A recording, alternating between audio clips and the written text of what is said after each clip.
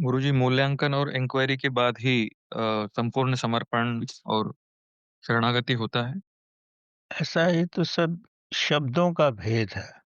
शरणागति तो तब होगा जब आपका मन शून्य हो जाएगा। इन सब चीज़ों को मत मिलाओ आप, ये सब अलग-अलग अवस्थाएँ हैं। जब शरणागति में आप आते हो तो आपका मन शून्य होता है तभी तो शरणागति में आते हो।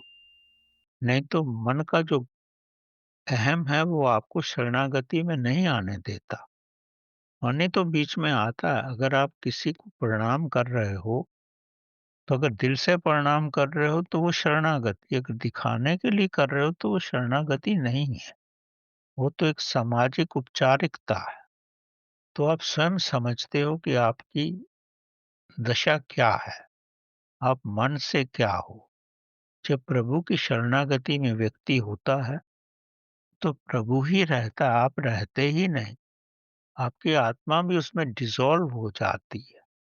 जब आत्मा डिसॉल्व हो गई तो फिर प्रभु ही तो रहा। अब जो भक्त होता है वो डुअलिटी में रहता है, वो भगवान भी है और भक्त भी है। लेकिन जो ध्यानी होता है वो ज्ञान की अवस्था में रहता है।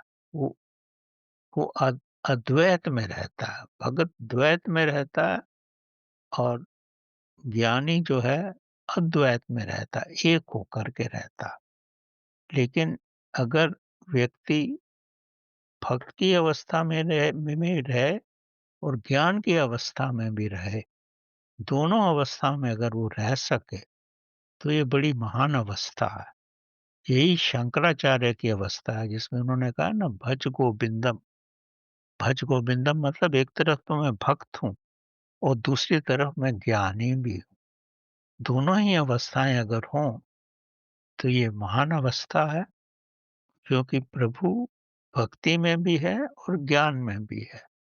अगर आपको ज्ञान है तो कोई भी आपको भ्रमित नहीं कर सकता। अगर आप भक्त हो तो भक्त को तो बड़ी सरलता से भ्रमित किया जाता है कि भगवान है ही नहीं। अगर आप ज्ञान की अवस्था में हो तो आपको भ्रमित नहीं किया जा सकता। तो दोनों ही अवस्थाओं का होना बहुत ज़रूरी है।